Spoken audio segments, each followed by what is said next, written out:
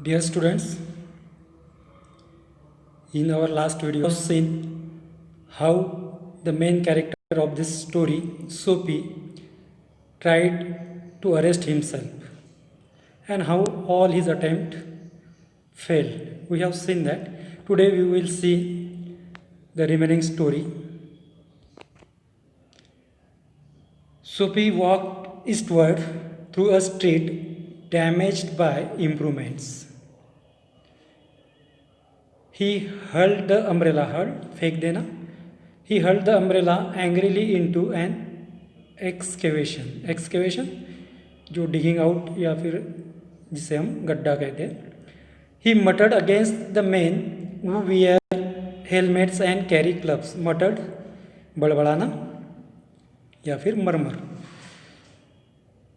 Because he wanted to fall into their clutches, they seemed to regard him as a king who could do nothing wrong. Okay. Sophie walked eastward through a street damaged by improvements. कि उसके बाद उसके जो attempt थे सारे fail हुए. Last attempt हमने देखा था ही बिहेव्ड लाइक अ ड्रंकर्ड, और उस अटेम्प्ट में भी वो फेल हो चुका था.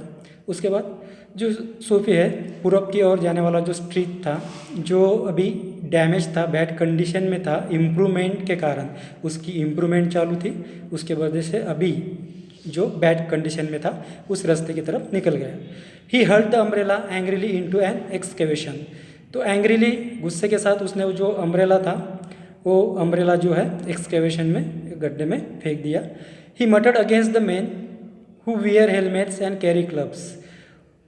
वो लोगों के बारे में वो बड़बड़ाने लगा जिन्होंने हेलमेट पहने हुए थे, जिनके हाथ में क्लब्स, स्टिक या वो डंडे थे. मतलब जो पुलिसमैन है, पुलिसमैन के बारे में वो बड़बड़ाने लगा. Because he wanted to fall into their clutches. क्यों? क्योंकि वो क्या चाहता था, उनके क्लचेस में, उनके पकड़ में आना चाहता था कि उसे वो पकड़ ले, उसको पकड़ के वो जेल में डाल दे, ऐसा सोफी चाहता था. They seem to regard him as a king who could do nothing wrong. लेकिन ऐसा लगता था जैसे कुछ वो जो पुलिसमैन है सोफी को एक किंग, एक राजा समझ रहे हैं और ऐसा समझ रहे हैं कि कोई रॉन्ग वो कर ही नहीं सकता, कोई भूल, कोई गलत काम वो कर ही नहीं सकता, ऐसा समझ के वो उसे छोड़ देते थे. At length Soapy reached one of the avenues wide street, एक वाइड स्ट्रीट रास्ता, प्रवेश मार्ग. To the east where the glitter and turmoil was but faint. Glitter वही चमक दमक, और टर्मोइल का मीनिंग है a state of great disturbance. State of great disturbance जिसे हम कमोशन कहते हैं, शोर शराबा. ठीक. He dragged himself toward Madison Square for the homing instinct. Instinct एक इनेट इम्पल्स, सहज प्रवृत्ति. Survives even when the home is a park bench. At length, Sophie reached one of the avenues to the east where the glitter and turmoil was but faint. कि कुछ ही दूरी पर जाने के बाद सोफी जो है एक एवेन्यूज, एक वाइड स्ट्रीट, एक रास्ते के ऊपर वो पहुंच गया. टू द ईस्ट, जो ईस्ट की तरफ था, पूरब की तरफ था. Where the glitter and turmoil was but faint, जहाँ पे चमक धमक थी, कमोशन, थोड़ा सा शोर शराबा भी था. फेंट मीन्स लेकिन कम जो था, मतलब ज़्यादा नहीं था, कम था. He dragged himself toward Madison Square. खुद को मेडिसन स्क्वायर की तरफ लेके गया. मेडिसन स्क्वायर, स्क्वायर का चौक का नाम. For the homing instinct survives even when the home is a park bench. क्यों लेके गया मेडिसन स्क्वायर? क्योंकि उसमें अभी भी जो होमिंग इंस्टिंक्ट है, घर के लिए जो सहज प्रवृत्ति है, वो अभी भी जिंदा थी, सर्वाइव कर रही थी, जिंदा थी. जब जो उसका होम है वो पार्क बेंच था, एक पार्क में बेंच के ऊपर ही वो सोता था. वो होने के बावजूद भी, पार्क बेंच होने के बावजूद भी उसमें होमिंग इंस्टिंक्ट अभी भी जिंदा थी. But on an unusually quiet corner Sophie came to a standstill. Here was an old church, quaint means attractively unusual और ओल्ड फैशन, ओल्ड फैशन का होना, अट्रैक्टिव होना. And rambling and gabled. Rambling here spreading or widening irregularly in various direction.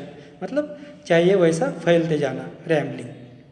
और गैबल का meaning है constructed with gables the triangular upper part of wall at the end of rich roof, या फिर ऐसा कह सकते हैं triangular part of an outside wall between sloping roof, है ना। जो घर हुआ करते थे मतलब पुराने ज़माने में, तो उनके रूफ स्लोपिंग रहते थे, दो साइड से स्लोप, और बीच में जो हिस्सा दिखता है वो ट्रायंगुलर दिखता है, तो उसे यहाँ पे कहा गया यहाँ पे गैबल।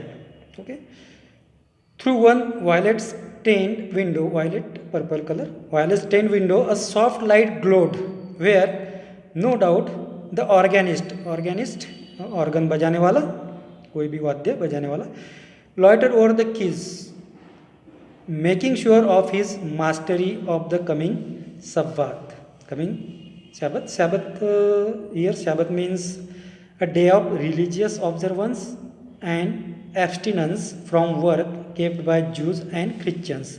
कि ये जो सैबत होता है, जूस और क्रिश्चियन लोग उसका ऑब्जर्वेंस करते हैं, वो मनाते हैं, एक रिलीजियस ऑब्जर्वेंस का डे है। और abstinence from work means keeping away from work और रेस्ट फ्रॉम वर्क, कोई भी काम वो नहीं करते, ऐसा एक दिन जो ज्यूज और क्रिश्चियन लोग मनाते हैं। Anthem, anthem means religious song, for they are drifted out to Soapy's ears sweet music that caught and held him transfixed against the convolutions of the iron fence. Convolutions coils और twist, जो fence को रहते हैं, coils वगैरह fence को, वो। But on an unusually quiet corner Soapy came to a standstill. लेकिन क्या हुआ, जब वो अपने बेंच के तरफ जा रहा था, पार्क बेंच की तरफ जा रहा था, तभी एक क्वाइट कॉर्नर के ऊपर सोपी रुक गया, शांति के साथ खड़ा हो गया। Here was an old church, वहाँ पे एक पुराना चर्च था। क्वेंट एंड रैम्बलिंग एंड गैबल, कैसा था, ओल्ड फैशन का था, अट्रैक्टिव था। रैम्बलिंग मीन्स चाहिए वैसा फैला हुआ था, और गैबल ट्रायंगुलर पार्ट उसका दिख रहा था, जो आउटसाइड वॉल रहे थे, और स्लोपिंग रूफ के बीच में जो पार्ट दिखता है, ऐसा कुछ चर्च था। Through one violet stain window a soft light glowed, एक वायलेट कलर की, पर्पल कलर की एक जो विंडो है, उसमें से सॉफ्ट लाइट जो है वो चमक रहा था। Where no doubt the organist loiter over the keys, जहाँ पे जो ऑर्गेनिस्ट है, जो वाद्य बजाने वाला व्यक्ति है, अपने जो ऑर्गन है उसके ऊपर की जो कीज है वो मतलब बजाने का काम कर रहा था। Making sure of his mastery of the coming Sabbath anthem, कि आने वाला जो सैबथ जो फेस्टिवल वो मनाते हैं, जो हमने देखा उसका मीनिंग एक रिलीजियस ऑब्जर्वेंस का डे, तो उस दिन बजाने वाला जो एंथेम है, एक रिलीजियस सॉन्ग है, उसके ऊपर अपनी मास्टरी करने का काम वो कर रहा था, प्रैक्टिस वो कर रहा था। For there drifted out to Soapy's ears sweet music that caught and held him transfixed against the convolution of the iron fence. और वो जो स्वीट म्यूजिक उस ऑर्गेनिस्ट से या उस ऑर्गन से आ रहा था, वो सुनने के बाद सोपी वहाँ पे फेंस के पास एकदम खड़ा हो गया। The moon was above full and radiant, radiant वही चमकदार। Vehicles and pedestrians were few, sparrows twitter sleepily in the eaves और a little while the scene might have been a country churchyard. Eaves means edges of roof. And the anthem that the organist played cemented Sophie to the iron fence, for he had known it well in the days when his life contained such things as mothers and roses and ambitions and friends and immaculate thoughts and collars. Immaculate means perfectly clean and tidy. The moon was above, full and radiant. उस time पे जो moon था या आकाश में जो चंद्रमा था, full moon था, रेडियंट चमक रहा था। Vehicles and pedestrians were few, जो व्हीकल्स थे, पेडेस्ट्रियंस पैदल चलने वाले जो लोग थे बहुत कम थे। Sparrows twitter sleepily in the eaves और a little while the scene might have been a country churchyard, और जो स्पैरोज है अपने वहाँ पे जो रूप के एजेस थे चर्च के, वहाँ पे ही स्लीफिली ट्विटर कर रहे थे, उनके जो आवाज़ है वो कर रहे थे। और ये जो सीन था एक कंट्री चर्च यार्ड का सीन था, जो सराउंडिंग प्लेस होती है चर्च के आजू बाजू में, वहाँ का ये सारा सीन था। And the anthem that the organist played cemented सोपी टू द आयरन फेंस, और वो एंथेम, वो रिलीजियस सॉन्ग जो ऑर्गेनिस्ट बजा रहा था, उसके वजह से सोपी जो है वो आयरन फेंस के पास एकदम रुक गया। सीमेंटेड वही रुक जाना, For he had known it well in the days when his life contained such things as mothers and roses and ambitions and friends and immaculate thoughts and colors. क्यों कि पहले जैसे सोफी की जो लाइफ थी अब की लाइफ से अलग थी. उसके लाइफ में तब सब था. मदर उसके पास थी, माँ थी, रोजेस फूल वगैरह थे, एम्बिशंस थी, उसको महत्वाकांक्षा थी, फ्रेंड्स थे एंड इमेकुलेट थॉट्स, और जो थॉट्स है परफेक्टली क्लीन एंड टाइडी, अच्छे विचार उसके पास थे, और उसके पास स्कॉलर्स या फिर शेल्टर भी उसके पास था. सब कुछ था उसके पास. उन दिनों की बात, तब सोफी ने कभी ऐसा एंथेम सुना होगा और फिर से उसके कानों के ऊपर है रिलीजियस सॉन्ग आ गया तो सोफी यहाँ वहाँ पे खड़ा हो गया. The conjunction of Sophie's receptive state. Receptive means able to receive quickly, धारण करना, ग्रहण करने. Receptive state of mind and the influences about the old church brought a sudden and wonderful change in his soul.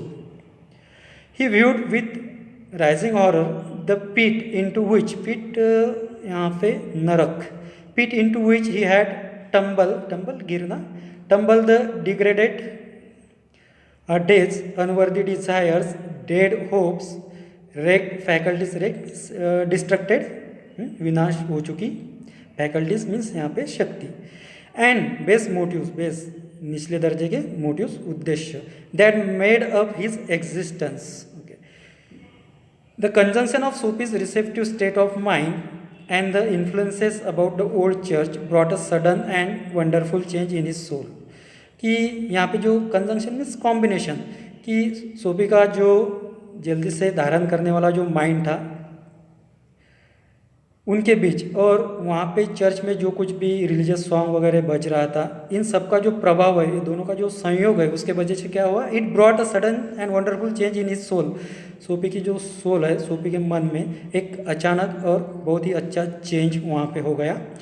He viewed with rising horror the pit into which he had tumbled. तभी डर के साथ वो सारी पुरानी बातों को याद करने लगा, कैसे उसने खुद को ही नरक में ढकेल दिया था. द डिग्रेडेड डेज, खराब दिन, अनवर्दी डिज़ायर्स, जो अनवर्दी इच्छाएं अब तक उसने की थी, डेड होप्स, अब तक की जो उसकी आशाएं थी, खराब आशाएं, रेक फैकल्टीज, और विनाश हो चुकी शक्ति, एंड बेस मोटिव्स, और अब तक जो भी निचले दर्जे के उद्देश्य उसने रखे थे, हमने देखा है कि वो खुद को जेल में डालना चाहता था. That made up his existence, कि अब तक यही बातें सब उसका एग्जिस्टेंस बन चुकी थी, उसका अस्तित्व बन चुकी थी. And also in a moment his heart responded thrillingly with great excitement to this strange mood. A strong impulse moved him to. Okay. And also in a moment his heart responded thrillingly to this strange mood, कि ये जो अब उसमें परिवर्तन हो चुका था, एक नया मूड उसका जो हो चुका था, उसका हार्ट भी उसे अच्छी तरह से एक्साइटमेंट के साथ रिस्पॉन्ड करने लगा, प्रतिसाद देने लगा. A strong impulse moved him to battle with his desperate fact. क्या हुआ कि ये जो कुछ भी हुआ था उसमें परिवर्तन, तो ये एक इम्पल्स, हमने देखा इम्पल्स सहज प्रवृत्ति, तो मूड हिम, वो जो इम्पल्स उसमें प्रवृत्ति उसमें निर्माण हो चुकी, moved him to battle with his desperate fact, कि अब तक जो होपलेसली बहुत खराब प्रकार का जो भी वास्तविकता थी, वो वास्तविकता के साथ उसका संघर्ष, उसके मन में ये बैटल, संघर्ष शुरू हुआ. He would pull himself out of the mire. Mire means here a complicated or unpleasant situation from which it is difficult to free oneself. ऐसी सिचुएशन जो अनप्लीजेंट है, कॉम्प्लिकेटेड है, और उसमें से खुद को बाहर निकालना मुश्किल है, ऐसी सिचुएशन मतलब mire. And would make a man of himself again. He would conquer the evil. Conquer means victory पाना, जीतना. The evil that had enslaved him. Enslaved, अब तक जिसका साया उसके ऊपर था या जिसके गुलामी में वो जी रहा था. There was time he was young yet he would resurrect his old eager ambition. Resurrect means restore to life, फिर से रिस्टोर करना, फिर से वापस पाना. And pursue them without faltering. Faltering losing strength. Faltering means losing strength. Those Solomon but sweet organ notes had set up a revolution in him. Tomorrow he would go into the roaring downtown district and find work. A fur importer had once offered him a place as driver. He would be somebody in the world, he would. He would pull himself out of the mire and would make a man of himself again. तो वो क्या करने वाला था, एक जो unpleasant situation थी, ख़राब परिस्थिति थी जिससे बाहर निकलना मुश्किल था, इस सिचुएशन से वो खुद को बाहर निकालना चाहता था. वो बाहर निकालेगा, उसने सोचना शुरू किया कि ये सिचुएशन से खुद को क्या करेगा, फिर से बाहर निकालेगा. He would conquer the evil that had enslaved him, कि जिस एविल ने, जिस दुष्टता या जो भी दुष्टता उसके ऊपर छाई हुई थी, जिसका साया उसके ऊपर था, उसमें से वो खुद को निकालेगा, उसके ऊपर विजय प्राप्त करेगा. There was time he was young, क्योंकि अभी भी समय था, वो अभी भी यंग था. He would resurrect his old eager ambitions and pursue them without faltering. वो क्या करेगा, उसकी जो पुरानी एम्बिशंस है, महत्वाकांक्षाएं है, वो उसको फिर से रिस्टोर करेगा उसके लाइफ में. एंड परस्यू देम विदाउट फाल्टरिंग, और अपनी जो स्ट्रेंथ है, शक्ति है, वो न गंवाते हुए फिर से उसको वो परस्यू करेगा, पाएगा. दो Solomon but sweet organ notes had set up a revolution in him. तो आने वाली जो रिलीजियस धुन थी, ऑर्गन से आने वाली वो जो धुन थी, उस धुन की वजह से सोफी में एक रिवॉल्यूशन हो गया, एक ग्रेट चेंज, एक क्रांतिकारी बदल उसमें हो गया. Tomorrow he would go into the roaring downtown district and find work. वो कल क्या उसने सोचा कि वो क्या करेगा, कल वो जाएगा, जो डाउनटाउन है, डिस्ट्रिक्ट है, उसमें जाएगा और खुद के लिए जो काम है, काम तलाश करेगा. A fur importer had once offered him a place as a driver, कि जो एक फर का इम्पोर्ट करने वाला जो व्यक्ति था, उसने उसे ड्राइवर की प्लेस भी ऑफर की हुई थी.